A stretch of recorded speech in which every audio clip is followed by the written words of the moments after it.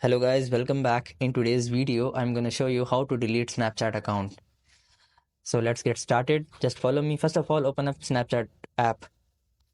After opening Snapchat, now you have to tap on top left corner of your profile icon.